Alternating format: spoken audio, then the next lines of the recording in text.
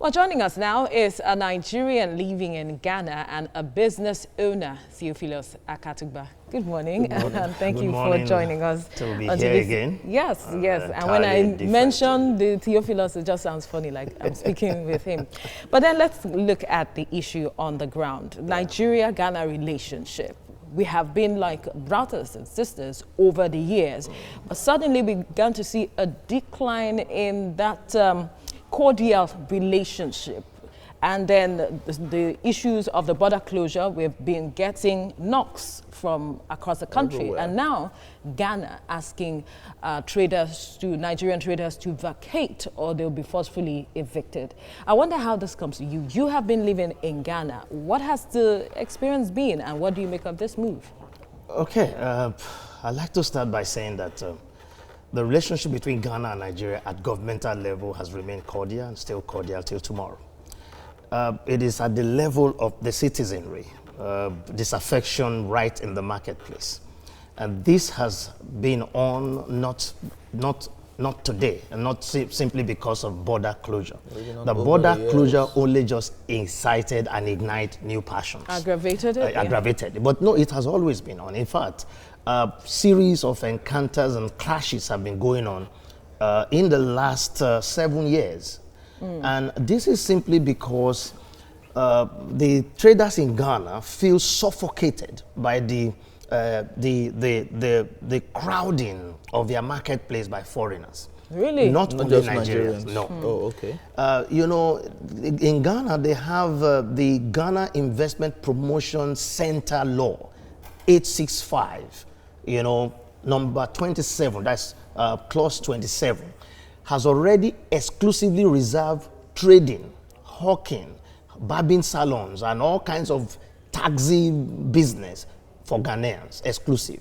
This is a local law that guarantees that Ghanaians are the only ones that can trade in their market, that can do retail trading, hawking, anything of a small retail nature. That law was made by Ghana, but they have also entered the ECOWAS protocol that gave the opening of our markets to our citizens. And so while the government is held back by that ECOWAS protocol, the local traders are holding the government that they should implement the GIPC law 865. So this is the difficulty for government, because the government, you have to be very sensitive and responsible. Because they have criticized the government for a statement it made. That's it. In reaction to this move. Because if you look at it, but let's take it back to the local market space.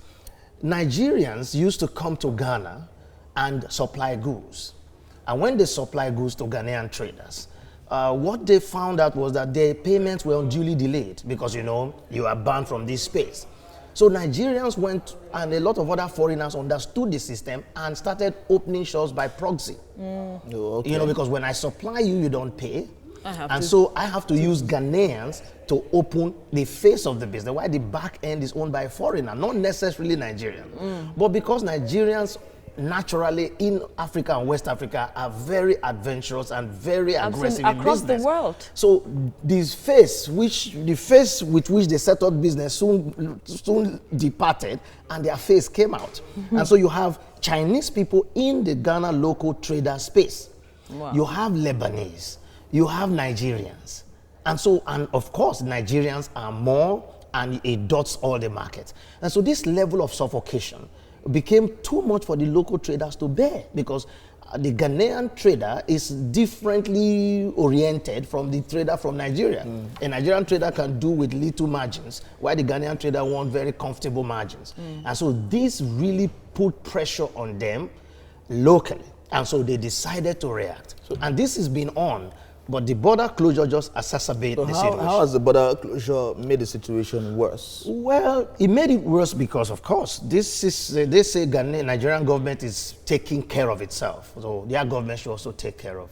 And now, this is the opportunity for the government to effectively react to Nigeria. And do you see that the government doing that? No, I don't see so. But you know, their hands are tied. You can't they are also looking at the risk of losing election.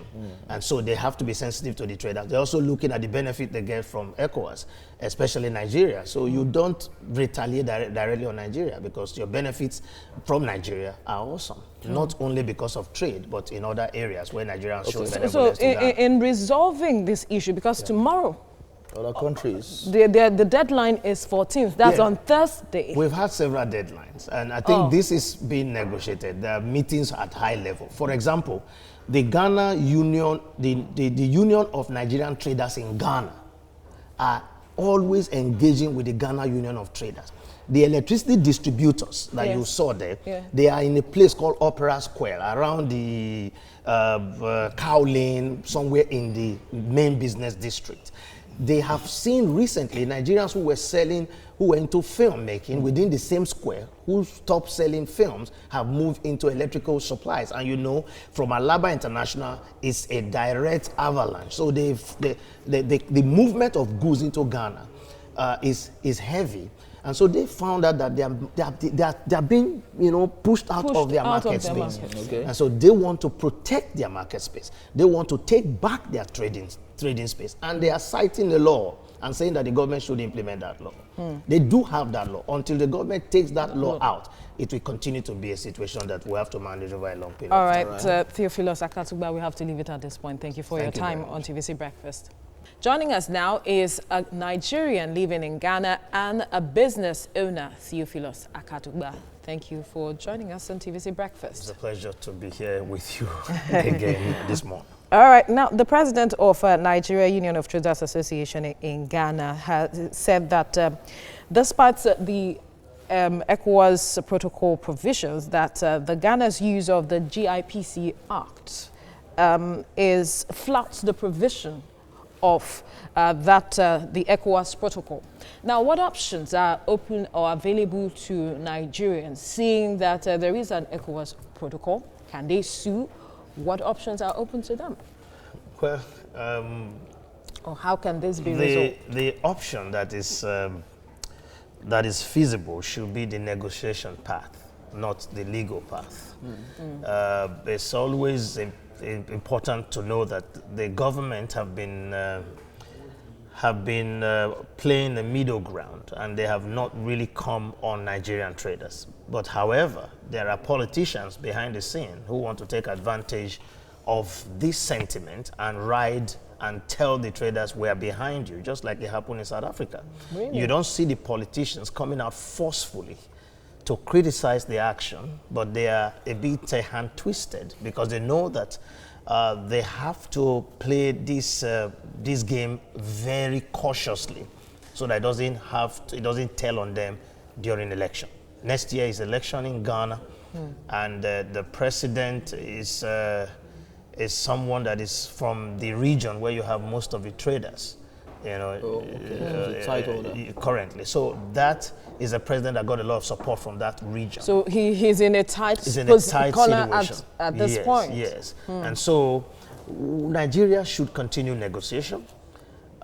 Traders in Nigeria, Nigerian traders in Ghana should continue to engage with the Ghana traders. November the 14th is just 2 days away. Yes, I know that they have mentioned a date, and I'm sure that there are a lot of movement behind the scene. The Nigerian High Commission is not going to rest on its oars.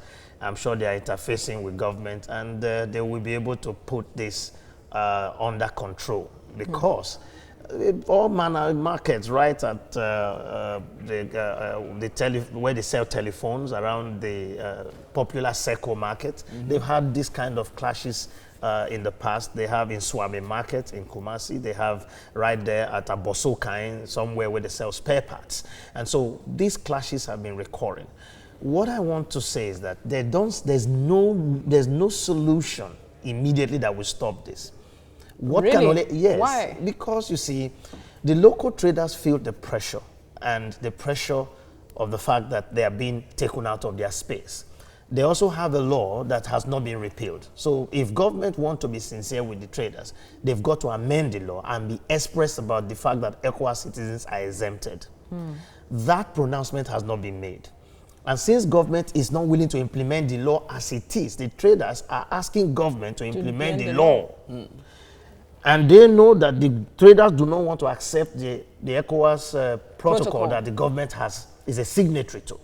So this kind of difficulty... But why would the government even bring about that kind of law, it being after signing an ECOWAS treaty? No, the law was before the ECOWAS. So the ECOWAS treaty and protocol supersedes all local laws that goes against the spirit. But don't the traders know that the ECOWAS treaty supersedes all the laws? But they do know. But this is a survival of the fittest. This is a matter of survival. Okay. But when you know that these people coming from outside seem to have a lot of financial capacity, they have a lot of elasticity to absorb losses. And so you might not be able to compete with them. So this is the challenge the local traders are facing. But this issue, because this is also beginning to seemingly take the shape of what happened in South Africa that led to xenophobia. And if we not tame it or nip it in the bud, what could happen? Yes, it could spiral naturally if people are not, if you don't take care of the emotions and the sentiments that are rising. If you don't placate the people, something can happen. And so it's a matter that I think is give and take. If you engage with the people, you should be able to say, okay, if you think we're taking up your businesses, what do you want us to do? Should we scale down here and take less of 10 shops? If there are 10 shops, should we exclusively give you guys 5 shops? I think they must go into this type of negotiations because... But it will lead to, it also leads to having foreigners get these shops via proxy. Yes, that was the beginning. They got the shops via proxy, and if their proxies are not doing well, they kick them out and they show their faces. And so I think the Ghana trader need to up his game too, because you see the global is becoming an open market, and you can't play to that weakness of looking at the law to protect yourself. You've got to go to the marketplace and up your game as well. Okay. Because the reality is that ECOWAS, the ECOWAS protocol is active. The Ghana government is responsible enough not to throw it overboard. The closure of Nigerian border is not in contravention of the protocol. The Nigerian border closure is saying, let's do things right and legally. That's what Nigeria is asking for. Now, there is the issue of the spirit of brotherhood among African countries that is being challenged now. And it seems that this issue of shared interest is also a major issue, which is one of the things that has brought us together as Africans. Now, what do you see happening, and how can we really deal with this? Well, brotherliness in Africa must never be sacrificed on the altar of laws, boundaries.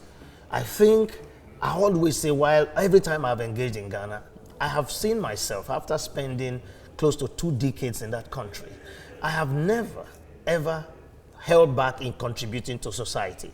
Or done it. There are many Nigerian companies that are not even affected in this area. They are not in small trade. We have many Nigerian banks. We have many other Nigerian investors across different strata of society. Huge IT businesses and all of that. So we're talking about, this is talking about traders that own shops within markets. There are other businesses that do not own shops within markets that are not under attack. These are shops like electrical dealers, used clothing, spare parts. Even the barbing salons are not under attack because there are no places you have clusters of barbing salons. Barbing salons are owned in streets and everywhere. So the fact is, because it's not affecting everybody, it's not affecting the kind of business that I do. I'm in the media and I'm set up in a different location and environment. I don't own shop in trading centers. And so what is happening, I say that within themselves, the traders should engage much more, and there should be mutual respect. We should avoid deriding one another. We should not use words that inflame passion and say they are lazy and we are better off. Or don't be seen to do things that offend their law with them. Don't tell them we brought this from Nigeria, we didn't pay customs. Don't say things like that, because if you have that advantage, you don't put it in their faces. Or Absolutely. You don't rub it in their faces. Theophilus Akaskuba, thank you for your time. Thank you very much.